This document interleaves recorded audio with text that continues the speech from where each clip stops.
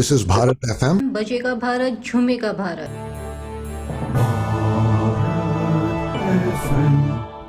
बजेगा Bharat झूमेगा Bharat This is Bharat FM. दोस्तों नमस्कार आदाब Sat Shri Akal welcome good morning to people over here in Cincinnati good afternoon to people in the rest of the world and good evening to the people in India ये है Bharat FM बजेगा भारत झूमेगा भारत और आज Bharat FM के इस कार्यक्रम में जिसका नाम है रूबरू उसमें मैं आपका दोस्त आपका होस्ट आशीष झा आपका तहे दिल से स्वागत करता हूं और आज हमारे सामने जो रूबरू हो रही हैं वो multi faceted multi talented personality हैं she has a lot to say in this session and we will continue to listening from her in this entire hour that we have with her उनका नाम है doctor Anisha Singh so Anisha welcome to our show and thank you very much for coming to our show and with that we would like to start our program but before we start just a brief very brief I know we are going to talk in detail but a very brief information about yourself intro intro is I am a yogi primarily happens to be a physician by profession in my career or in addition I'm a women's health I did my women's health fellowship wo sab apna allopathic medicine mein I'm quite busy with that and also then I'm a yoga teacher I am currently also studying ayurvedic medicine I'm also a holistic nutritionist and have done my master's in spiritual psychology so really a life coach and and I'm a mother of two and full life. I'm enjoying life. Awesome. Thank you very much. I'm pretty sure our discussion for the next hour is going to be very interesting and very informative as well from you. So, Anisha, before we start knowing about currently what you're doing, let's start our journey right from your childhood. So tell us a little bit about where were you born? आपका childhood कैसा रहा? What are some of the memories that you might remember from your childhood? Let's scratch a little bit on that part. I was born in Bahraich, which is UP near Lucknow. I was born in a little square room. It was in my nanny's home, in my grandma's home. So not a hospital born, home born by Dai, at that time. Wow. So so from there, my father was an Air Force officer. So really, my upbringing has been in different defense campuses. So grown up in Baroda, before that Bangalore, Jamnagar. So really, my childhood has been very different memories of different cities, different schools. 2-3 years in every school. So I wouldn't say that I have, childhood friends from one place. I have memories of Bangalore, Jamnagar, Ooty, Bhuj, Baroda, then Delhi, and that's where I finished my high schools. But really more of a very defense environment, not so much interaction with civilians at that time in my growing years. So growing up, what kind of kid you were? Like what you used to fascinate you? What were you passionate about when you were growing up? Growing up, I was quite a studious student on one hand. So I have, if I came second in class, it was terrible things. I wanted to always self-driven. So always wanted to be first. So very much about studies, but also when I first saw the first movie Rocky. I think I was in 4th or 5th grade. So that was my Sanjay Dutt, and right away I wanted to be an actor. Wow. So okay. that started I would go, in my in our little backyard in Baroda, and then I would play these songs and I would start acting with the songs. And I didn't know anything about the world because we were not allowed to watch movies till that. But that was my first fascination. So there was always this, and at the same time, my father had once taken me in Baroda when I was very young to, I don't know for what reason, he had taken me to the hospital where I saw a burn unit. We were passing by the burn unit, and I remember saying that I want to save these people. Wow. So that became like I always wanted to be healer, a doctor in a village in India. And on the other hand, I knew my interest in acting. So I was in the school. I always got the all-rounder award in schools because Wow. I was good in. I was a teacher favorite. I was good in studies. I would do all those. What was that called? That one person, fancy dress. Fancy dress competition. Yeah, I always won those. And my dance, I loved Bollywood dancing, so I would always win those. So, and I was quite an athletic kid. So overall, yeah, and that was. But in the back of I didn't know how these worlds would ever combine. But there was this actor in me, and then there was this studious who wanted to be a doctor. Both existed. I don't know. You're kind of a kid की जो दिख गया उसमें interest पैदा कर लिया और उसे पसंद आ गया वो चीज like multiple things you used to just start loving something and just you used to follow that your heart basically. Yeah, I just had multiple talents, Yeah, so I right. was good at them. So Right, that's awesome, that's awesome. So Anisha, just a little bit about your family. So, who and how in your family influenced you to be what you are today as a personality? um, influence. So in my family, if I would say my biggest influence, maybe my Masi. Wow. So yeah, she is in Bombay right now. She's the younger sister of my mom. So I somehow identified with her a lot. She was very much emotional person. And she also had, she used to choreograph my dances when I was young, silsila songs, all those dances. And so I was very emotionally, she can cry easy, I can cry easy. So we were on the same page. So I think if I would say, I think she had dreams that never got fulfilled. So I think somewhere I identified with her, even as a child, just the fact that she was so emotional. Um, and then I would say my mother has been an influence in a way where my mother is a very hard worker. So two things I really feel thanking at this age. I know looking back that my mother really was the one who kind of steered me away from Bollywood. And now when I look back, I know that was in my path because I wanted to act and I would have, the way I would have been kind of probably abused. So I don't think women empowerment that I have, how empowered I am today, I would have been if I had taken that path. And my mother is also very hardworking, extremely hardworking. So I think that that drive to always do what is right comes from her. Okay, that's awesome. So, Anisha, moving out of your childhood and getting into your college days, how was your journey? And which college did you go to? And what kind of friends you had? And if there was any friend who was very special to you, who again had that effect on your personality to give it a positive shape that you have right now? College, I went to Baroda Medical College to do my medical degree, MBBS at that time. And in the college, well, I did have friends, but really then I met, Manish, who then ended up being my husband in my first year. So I won't necessarily say that he shaped my future, but I fell in love, I had the crush. It was just a different phase. So I would have that college phase where I was very studious. Again, in my college years, I came second in my first year and first in my second and final year. So, I was very much driven. So it's not like I had time to see him ever. But and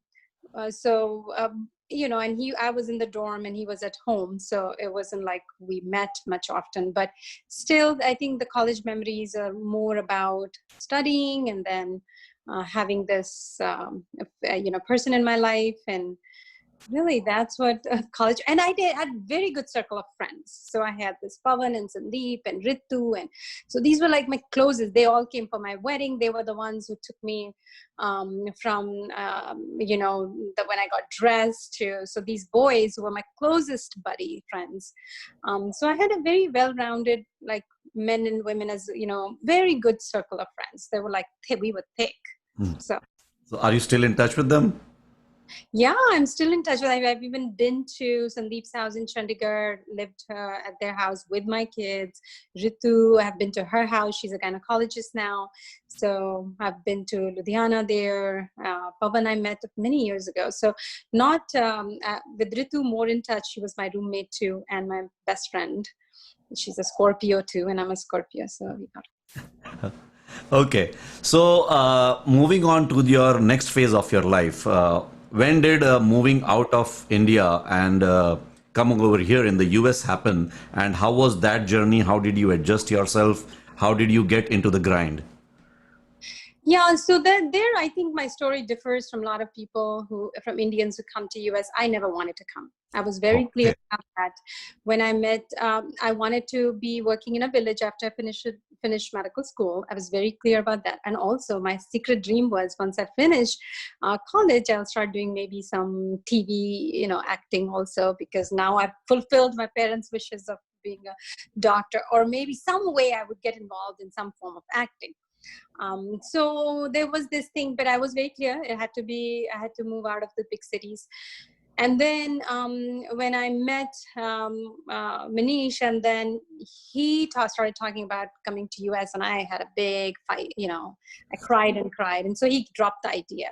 But after 4 years of dating, one day, he brought up he didn't bring up the idea. He just told me he's going. So now I think when you're that young, I think what happens is you go with the flow, and what you don't realize is going with the flow and not really speaking your truth and not living your truth is going to backfire one day. So I did not stand in my truth that day. I should have then, said, okay, my path is much different. But I was the same old Indian mentality. You've dated for 4 years. Who's going to ever marry you? So I went ahead and came to US. So it wasn't my choice at all. So I came to US in Pittsburgh, and all I talked about is going back. I wanted to go back. I didn't like America. I didn't adjust well. I didn't, because my heart was in a village in India. Hmm. So I felt like that's what my purpose in life is. So yeah, I struggled. And then I think after 4 or 5 years of being here, one day we had a discussion where he said, that's never going to happen. So then I thought, okay, well, it's not going to happen. I need to let go of this. So I consciously just let go of that idea at that moment. Again, not realizing it will come back to haunt me. हाँ, वो निकलता नहीं है दिल से। एक बार किसी चीज के पीछे आपका ध्यान लग जाए तो it's very difficult to get out of your mind. So I'm assuming that you settled down with your family and you started focusing on your medical career that you had as a doctor. At what point did that come back in your life? The things that you had let go consciously. Yeah. So yeah, I lived unconsciously for the longest time, where it was just about pleasing the people. You please your in-laws, you please everybody, and you remain the good daughter, the good wife, the good daughter-in-law, the good mother. You play the roles to perfection. I played it to perfection. I don't think anyone, even today, can go back and say, oh, Anisha was not a good wife. Anisha was not a good daughter-in-law. Anisha wasn't a good daughter. Even today, all of them would agree that I did my roles to perfection. For me, really, the unconscious living is what, and so I kept doing it. Now come to finish your residency, do your fellowship, kind of feel the one word I would always use, I have a void. Void. I don't know what the void is. I don't know where the void is. Nobody else except my husband knew that I kept saying, I have a void. He knew it, but where is what to do about it? I don't know. So I did my women's health fellowship. Now I come to Cincinnati, and then here all those Indian gather, you meet lots of, and now you're going weekend after weekend, and I'm just going crazy. So I can go to these parties and I can interact with people, but then I come home and I would probably cry for the next 2 hours saying, it is too much. This is not the purpose of my life. I'm wasting my life. So then we started cutting back on these parties. We made a deal only once a month. I just couldn't take it. So then for me, the break point came when in 2012, So it's all this while. I have already had 2 kids. I lost triplets before Ria. That was a terrible phase. Then I have 2 kids. I'm working. Each pregnancy was hard, 4 months of bed rest each time. Went through a lot of it. Then in 2012, we went to India. And in India, when we were in Bombay, we were looking for actually something for Ria for her Kathak class. We were looking for outfits. And then this owner, this guy, street selling purses, he groped Ria. Oh my God. She was 10. Oh my God. When he groped her, I just lost it. I just lost it. And so I got hold of him. I got hold of his collar. He was a tall guy, probably in his mid-20s. And I'll tell you, that day, about some 100 people gathered there. Nobody wanted to do anything. I was just saying, call the police. I want to take him to the jail. And my aunt, my masi, and they were also not doing anything. They were like, oh, just touch on mem saab ka feet touch kar lo, and then she will. I said, no way. He groped my daughter. He has to go to jail. And my husband at that time, who's my ex-husband now, he was also I felt embarrassed by it. So he didn't stand up. And this was his daughter. And I told him that day, in the middle of this, I'm holding the collar, and I said, Manish, if you don't call the police right now, I'm done with you. And so that scared him. He got the police. This guy comes, and he's in a plain clothes policeman, and he was in his bike. Madam, and I said, show me your I card. So he showed his identity. And then we took this person to police. He was put in jail. And that day, when we left the police station, the first thing my daughter told me, Ria in the car told me, Mom, I know if you are with me, I'm always safe. For a 10-year-old to say that words, and the empowerment I gave her that day. But also that day, I even told my husband at that time, I said, something's shifted. I am not the same person anymore. It's as if all the cells, and what happened was all the groping that had happened to me growing up in Delhi, especially, all the memories came back, and I became very distraught, and I couldn't sleep. And I even then had a conversation with my mom, like when I was groped, and I had told my parents about it, why did they not do anything? And that upset my mother a lot. But basically, that was the beginning. First of all, I shifted completely. So I came back to US after that trip. It was, people don't even realize, because, we all live such separate lives. So so-called friends don't really realize what's going on in anybody's house. So here I am. I went through local, there is a nonprofit that does work with women who have been through sexual abuse. And so I joined that to heal Ria. So I did a lot of, whatever techniques I would learn, that I would do it with Ria. So I'll tell you, this girl she was completely healed, because I, as a mother, as a human being, really supported and did not say, oh, this incident, don't ever talk about it. Don't pretend it didn't happen, or let's come back to US and let's pretend as if it didn't happen. Let's just live life. Let's just start doing the things. No. And that's what prompted me to do my master's in spiritual psychology. And as I was doing spiritual psychology, I just knew where my path was going, and my own truth. I had to live my truth. So it was just the whole game of this, that I was playing, of being everything good and living on a very superficial plane.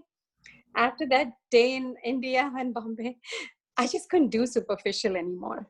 Oh wow, that was a lot to handle. I mean, I think you are right. To be standing up for your daughter is extremely important, because they are going to hold you out to that to their entire life. So awesome job, Anisha. So tell us about, at what point was it, after this incident or before this incident, that you got into acting, where you had multiple plays and shows going on? When did that happen? Yes, it all started with that. So once that happened, that's when I decided that I want to do plays on the subject of groping in India, that I wanted to talk about this issue. This didn't happen to somebody else's daughter. It happened to my daughter. And if there was any person who was brave enough to talk about it openly, it was me. So God had put me in this position for a bigger reason than just, cry and put one guy in jail. Mhm. So that was my, resolution. So when I came back to US and through my master's in spiritual psychology, that's what kept coming up. So I was talking to multiple people of how to stage this. And that's when, when I met, when we started doing the South Asian Theatre Festival, that's where I met the one who was founding South Asian Theatre Festival, Prabir Das. You met him one time, I think. Yes, I have met him. Yeah. And I told him about it, and he said, go ahead and write your experiences. And he's a script writer, so he turned that into a play. And then we went ahead and staged. So my purpose, I realized, this, I really never, I'm such a person of depth. This Bollywood stupid acting would have never satisfied me. In fact, I did, here, I did one of the Hollywood movies I've done, a small role of an Indian woman from Canada. But what I found on the set is I couldn't connect again. People were very sexist, and men were treating women on the sets much differently than what I'm used as a physician to be treated. I even brought it up to the producer. I said, I don't, this is not how my co-actor is going to talk to me. So that's how I created a ruckus there too. But basically, the respect I found that what I'm looking for, I cannot find in these stupid, movies, where, you have item songs. That's not the kind of acting. Any human comes to life with a unique talent to fulfill a purpose. But if you abuse that and you use it so if you're a good actor and you're not using it for the right purpose, then that's waste of your talent. So I found that this is the path. So then I did one woman show also, but I do not feel fulfilled at all if I'm doing some random role which has no significance, no learning point. So if I ever get back into it and in any shape or form, it has to be in that field or it's not going to be. Wow, that's very courageous to make that decision, especially something that you are passionate about. But if you are not getting what you actually want out of it, then you have to let it go. So I think you did the right thing. So tell us, Anisha, at what point you tried to merge allopathy, which is the degree that you had, to Ayurvedic. When did that happen, and why did you decide to get into that? What was the reason behind it? Yeah, so that's very interesting too, because though I have grown up in India, probably because of the defense background, I didn't know anything about Ayurveda. So in fact, when I started doing Ayurveda, I asked my mother, and she said, हमने तो कभी नहीं सुना, homeopath सुना है, आयुर्वेद तो पता नहीं क्या होता है. So you see, I came from a background where, being from India, I did not know Ayurveda. So I was completely an allopathic doctor who believed in only allopathy. So it didn't start right away. It was that I came, once I finished, I was working and then I was doing this yoga, kind of my spiritual, after I did my master's in spiritual psychology, my desire to go deeper within was, I had to figure out a way to self-realization. So then a friend of mine gifted me Bhagavad Gita in 2014, and I have been reading Bhagavad Gita since then. And some of the things, every chapter is called a yoga. And here I had been doing, the yoga posture since the age of 30. But and here Bhagavad Gita had each chapter listed as, the first one is Arjun Vishad Yoga, then it's Sankhya Yoga, then Karma. So I couldn't figure out where is this yoga word and what is this yoga that we keep doing. So then I thought, okay, maybe I need to learn more about the word yoga. So I decided to do yoga teacher training. When I did my yoga teacher training last year, so I started it this is 2020, 2018. That's where the word Ayurveda kept coming up. So they would talk about dosha, and they would talk about, so I was like trying to figure out what these words meant. And then when I finished yoga teacher training, which was based on Bhagavad Gita, run by two white women, but totally run on Bhagavad Gita, that was the primary textbook. And so then I finished that, and I just knew internally that the next step was I had done holistic nutrition. I had done spiritual psychology. In my spiritual psychology, I probably read over 50 spiritual books, or maybe even 100 of them over the years. And yet each teacher, whether it's Eckhart Tolle or any, they all seem to have read Bhagavad Gita. They all seem to have gone deeper. And I felt there was a connection between Bhagavad Gita and Ayurveda. I just couldn't figure all of the pieces out. And there was a connection between yoga and Ayurveda. So I felt as a yoga teacher, I was incomplete unless I do Ayurveda and understand. I didn't understand how big a science it was unless I start, once I started, I realized that it is a whole medical science. But I didn't understand that part. All I wanted to know, I just felt an incomplete yoga teacher. I had to understand the concept of energy better. So hence my journey into it. So I basically just Googled like Ayurvedic schools near me, found this whole list, went through each one. And this particular school, which is in Chicago, was doable for me. One, it was drivable for me because I had to drive once a month. And secondly, it was run only by all Ayurvedic Vaidyas, so Ayurvedic doctors who go through 9 years of training. So, if I have to do it, I have to learn from the best. So I didn't want to learn from some schools which have some of the schools don't even have one Vaidya. They have like a person like me may complete 2-3 years and then I start being faculty. And here there are people with much experience. So I just, Ananda Ayurvedic Academy, which is where I do it from, they just have been. So that's how the journey started. That's how my interest picked. So you mentioned that you were trying to find the connection between yoga, Ayurveda, Gita. At what point you are right now? Have you found that, or you are still in search of that? No, I found it. It's Oh, all. perfect. Would you mind sharing it with our audience? Yes. And so, yeah, that's my life journey, to share the knowledge of yoga, Bhagavad Gita, and Ayurveda. And so Bhagavad Gita is, so everything starts from our Vedas. So our Vedas are the textbooks written, orally and then basically, and then written 5,000 years ago. So whether you talk about this yoga and then later on came Bhagavad Gita, then Ayurveda, this all originated at that time. So yoga basically means union. So what happens is union of what? Union of your outer self to your inner self. One way to put it. Yoga means union of your lower consciousness to your higher consciousness. In other words, you can say yoga is the union of, we are multidimensional entity. So we have senses, our senses of 5 senses. And also actually there are 10 senses, where they're the motor senses too. My speech is also one of the karmendriyas, the senses of action.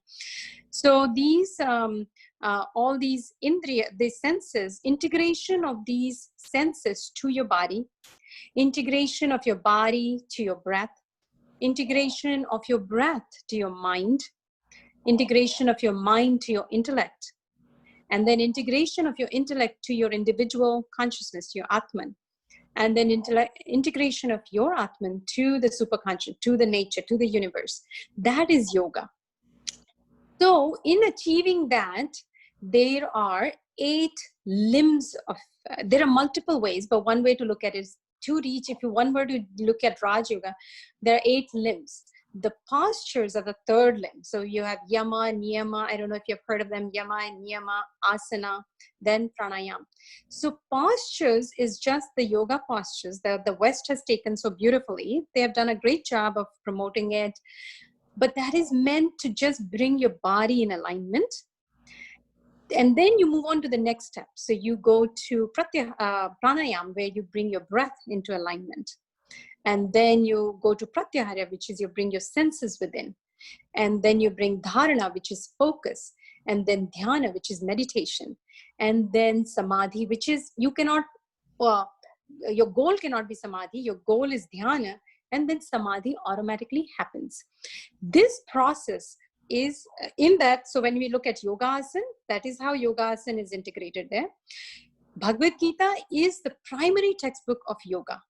It tells you to have this ultimate union, you can use the path of Jnana Yoga, which is the path of knowledge, Karma Yoga, which is the path of service, Bhakti Yoga, which is the path of devotion, and and the Raj Yoga. And all these at the end of the day are interconnected.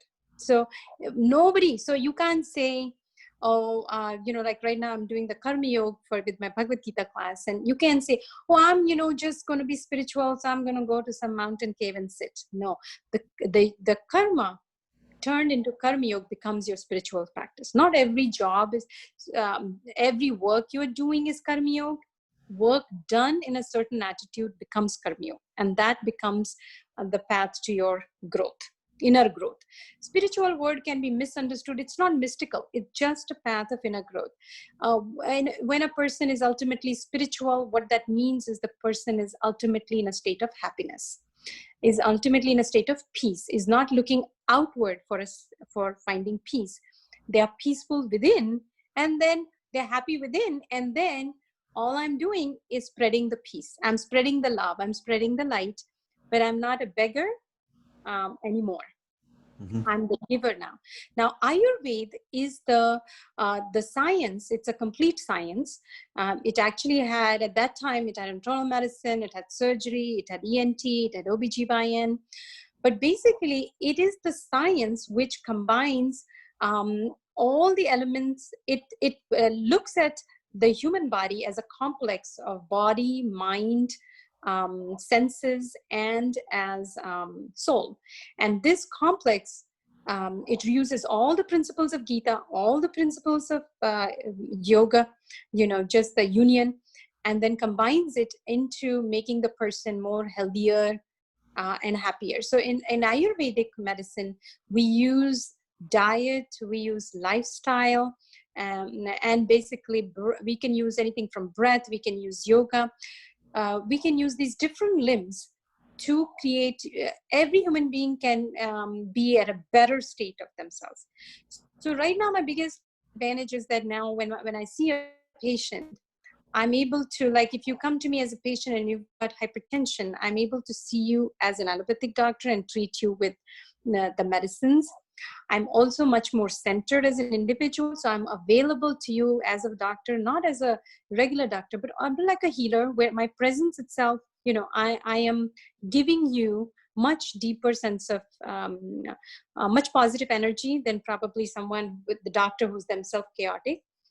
And also I can probably, there may be diet changes I can add. I can look at your manas prakriti. I can see how much is your mental state of balance. I can look at your physical and give you some lifestyle advices, which sometimes as just allopathy, we don't know enough. So. That was a very wonderful information that you provided to all our listeners, Anisha. I was just completely focused on what you were saying. And at least I did not know the connection the way you explained it. You explained it really well. Thank you very much for that. Now, before we move on, we are almost about halfway through our show. I just wanted to let all our viewers here on Zoom know that by default, you guys are muted so that we have a very good experience with this conversation that we are having. But towards the end, if you have something that you would like to say or talk about Anisha or ask something to her, use the chat button that is at the bottom of the Zoom session, and I will be able to unmute you and you'll be able to talk at that point. So just keep that in mind, and we will keep a tap on the chat as well. And also for folks over here in Cincinnati, I would like to let you know that today at Curry's Cincinnati, you have sugarcane juice, pani puri, gola, vada pav going on. So please take some time and visit Curry's Cincinnati today. And it's a wonderful day out in Cincinnati. So utilize that. और ये सब इन सब चीज़ों का आनंद लीजिए. ये सब चीज़ हर जगह easily available नहीं होती है. So today you have that opportunity. So please make sure that you try it out. This is Bharat FM. बजेगा Bharat, झूमेगा Bharat.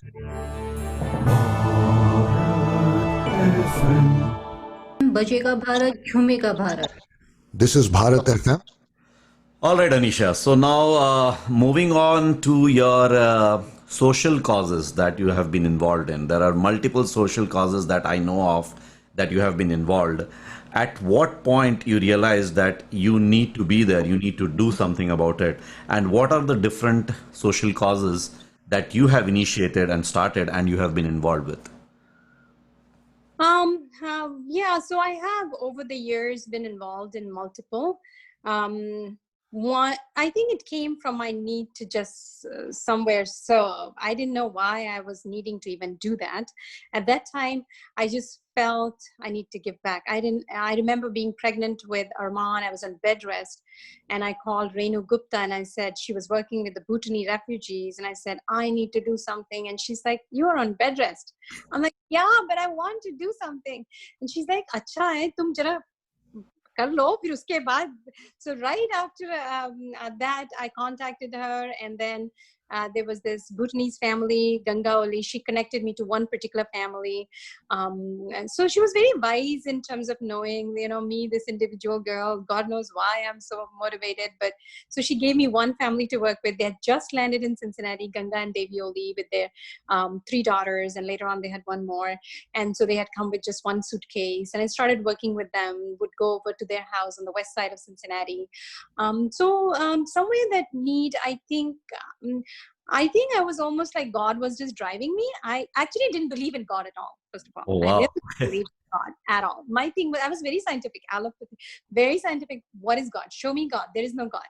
Then you show me God. If I can't see God, there is no God. So even though I was doing, Temple Indian Heritage class, but the concept of God felt like just a concept. It was just something people believed in it, but nobody around me seemed like they actually had a real connection. Everyone seemed to be just doing it for their own, personal gain. God, ye de do, God, wo de, I need this from God. But I didn't see that anyway. So here I am, doing these things for the Bhutanese. I kept doing that. I also worked with the Bhutanese in terms of education, health and nutrition for them. Then one day, Payal Kohli, you have interviewed her. She came.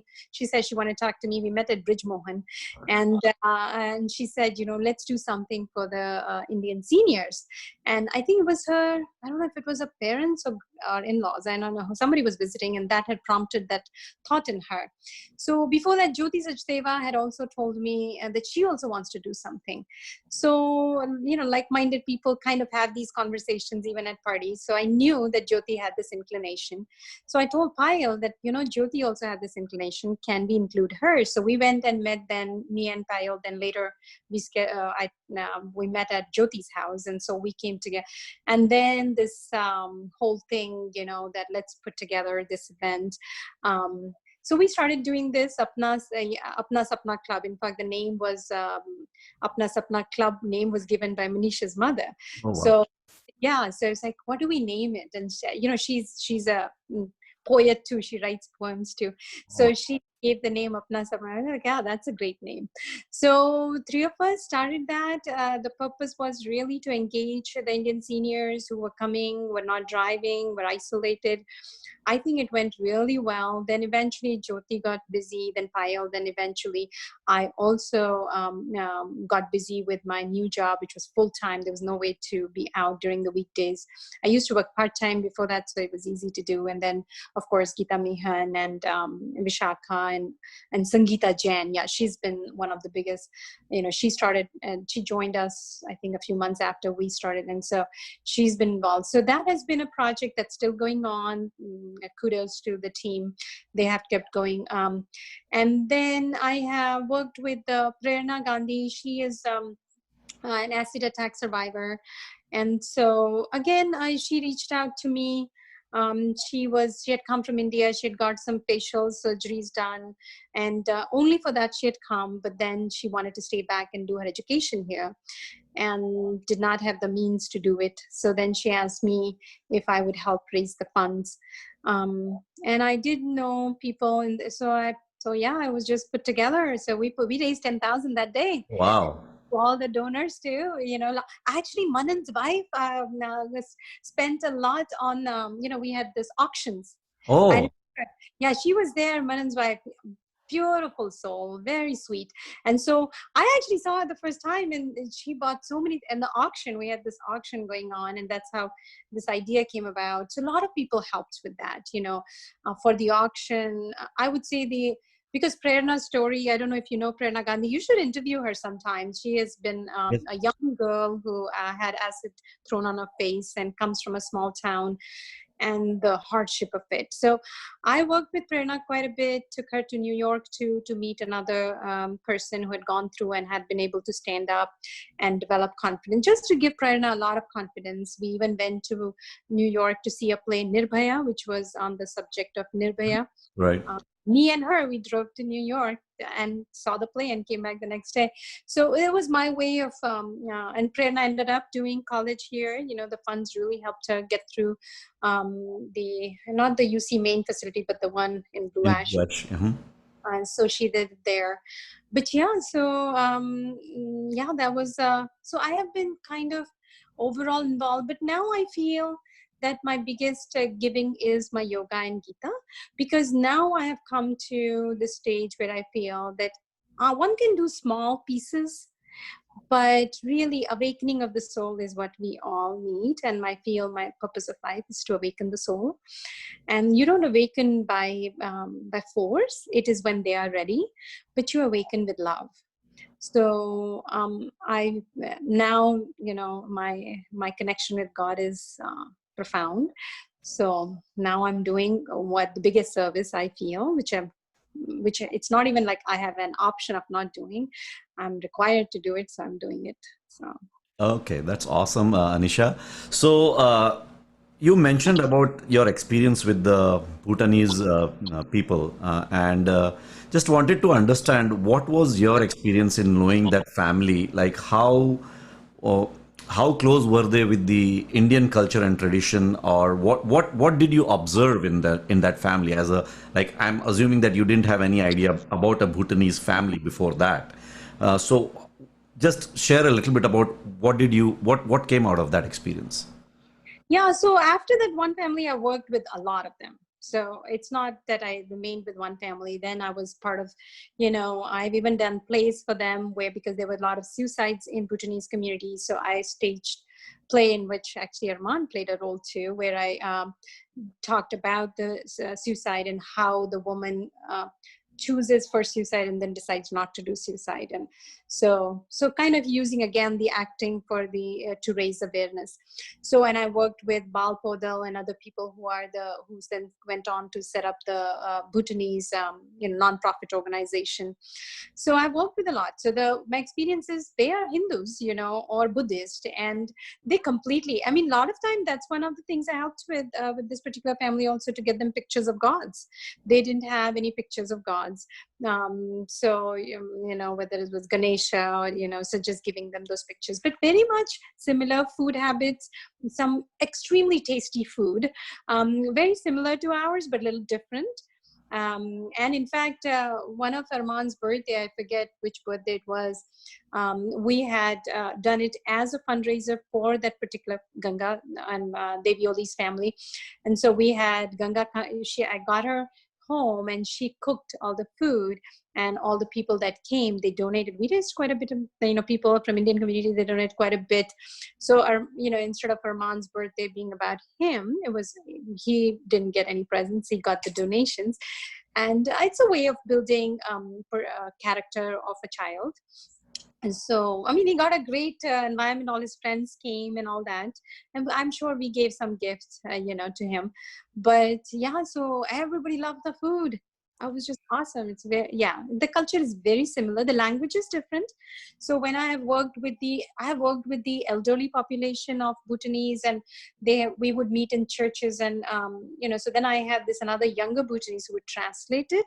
I was also doing medical, you know, just talking to them about hypertension, because when they are in the refugee camp, they're not as unwell, but when they come here, they start having hypertension, diabetes more with the change in diet.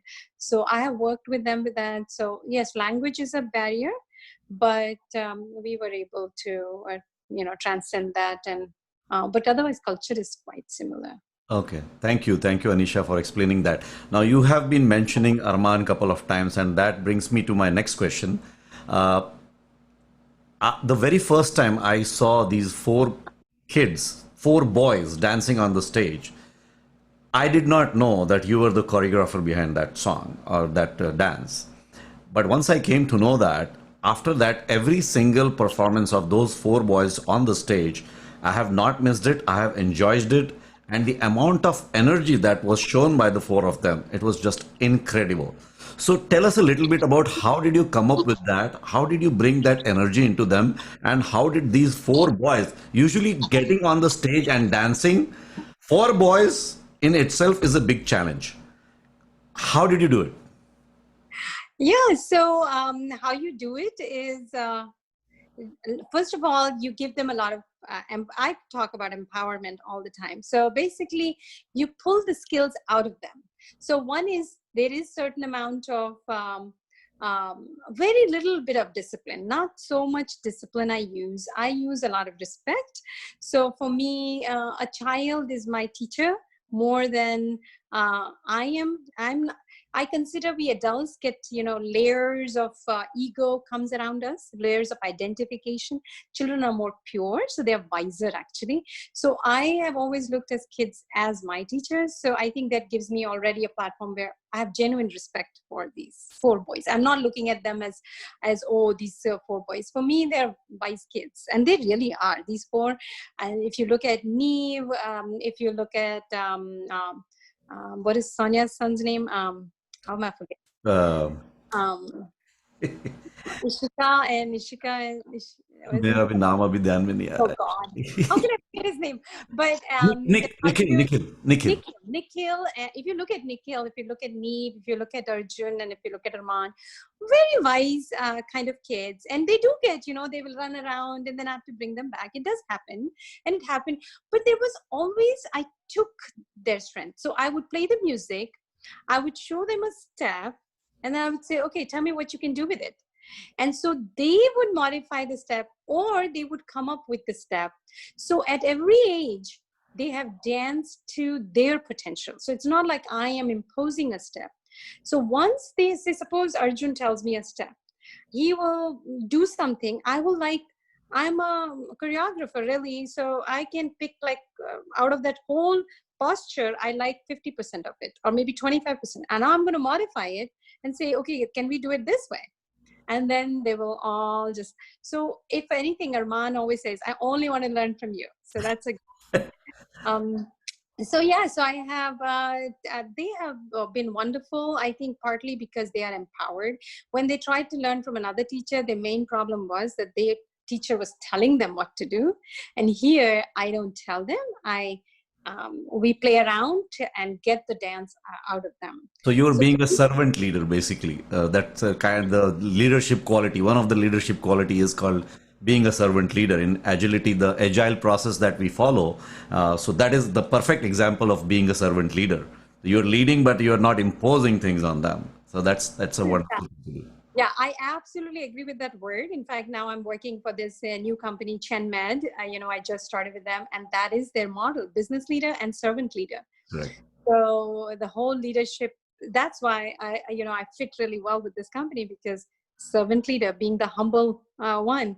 And yeah, and another thing I forgot, we started the Indian Heritage class in the temple. That went on for a number of years, and the reason it came into my mind, my kids, again, they would say, we only want to learn from you, mama.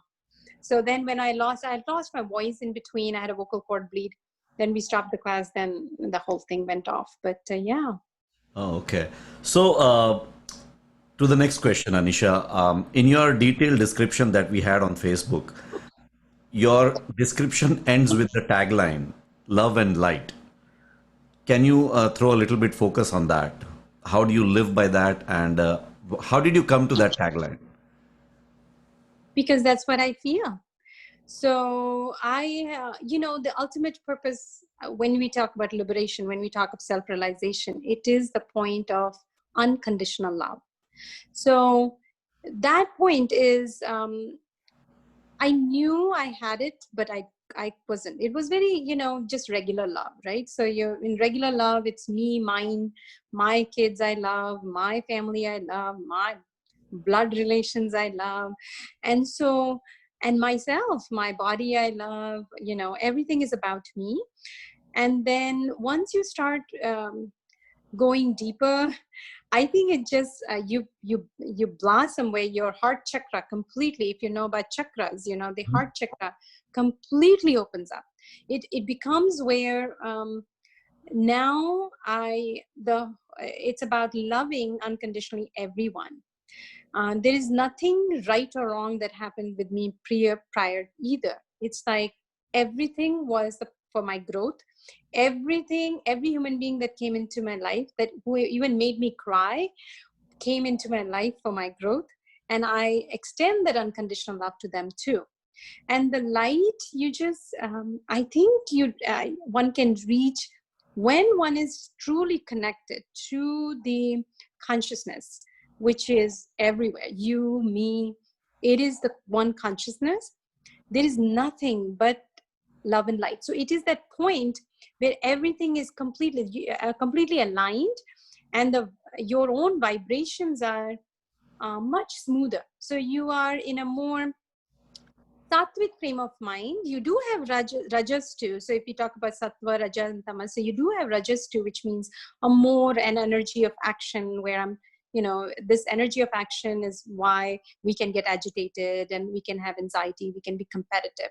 And then there is the tamas, which is the energy of lethargy or negativity. But the more you increase your sattva, you reach a point where you become love and light. My name Anisha is my Sanskrit teacher told me, and my parents kept it because somebody, my Masi kept it actually, because she had some Italian friend whose name was Anisha. But in Sanskrit, Nisha is Ratri and Anisha is light. So he had told me when I was in 7th grade. So I also say my religion is love. So if even my patient asks me, what's your religion? It's love. It's really nothing. So, or you can say I'm from all religions, or I'm from no religion. But if you ask me, God exists, of course. But, it's an experience. An experience. I always give the example of, have you ever heard of Plato's allegory of the cave? No, I'm sorry. So allegory of the cave, Plato, the great philosopher, he talks about, this cave, and you can Google allegory of the cave on YouTube and to get you a small cartoon version. There's multiple versions.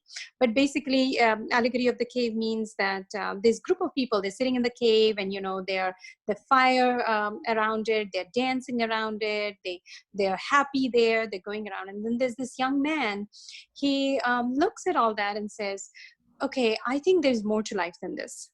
I think there is more. I just know there is more. But he hasn't seen anything more either. But there is something in him that tells him to. So he starts, walking away, and he tells these people, and they tell him, you're stupid. There's nothing outside. This is it. This is life. And so then he starts walking away from them. Gradually he reaches a point where he can't see the light in the cave anymore. That light has faded away, but he hasn't seen outside mouth also. So he's in complete darkness. He's in so much fear. Should I go ahead? I had this belief, but they said there's nothing. So the doubt, the phase of doubt comes in our lives. Is there more? Is there not? And so then eventually, but he has this drive, so he keeps walking, and one day he reaches the mouth of the cave. And then when he comes out, he sees this beautiful, like the sun, and there's the trees, and there is the birds, and he's completely taken aback. And he realizes, oh my God, I was so right, this is it.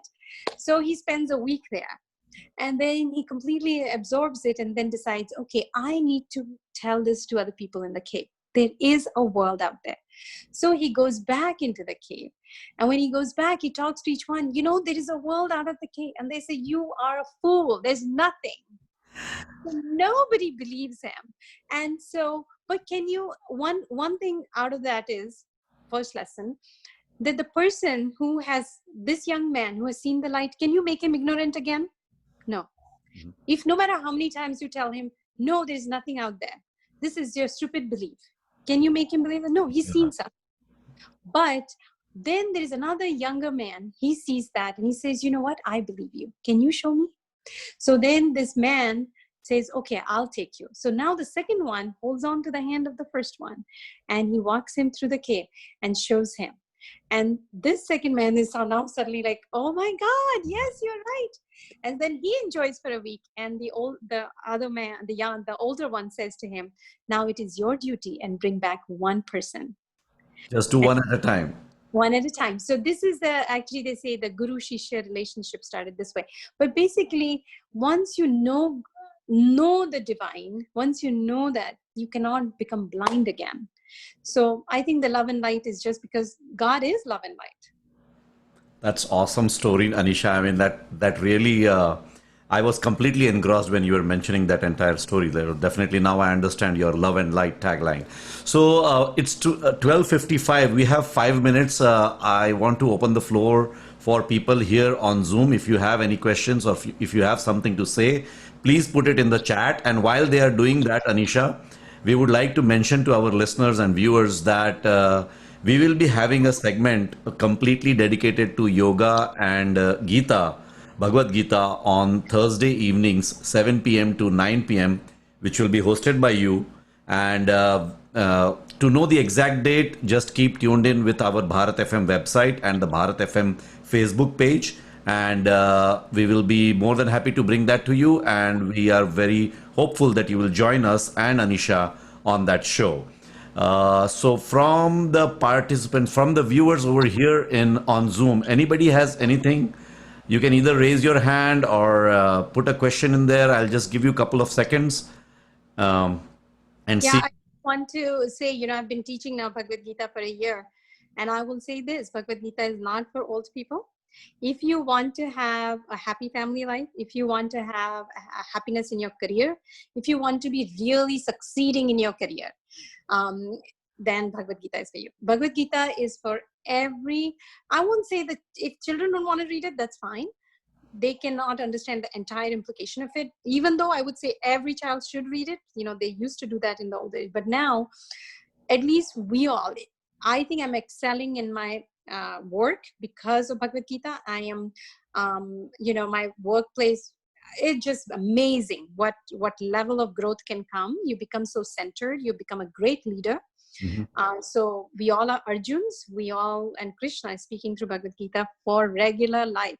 So yeah, that's all. Thank you. Thank you very much, Anisha. Doesn't look like anybody has any question or anything to say. So we have come to the end of the show, and we definitely enjoyed the conversation. Anisha, thank you very much for sharing all the wealth of information that you had with our listeners and our viewers. And with that, we will end our program. Rubaru, thank you very much for coming on our show. So Thank you.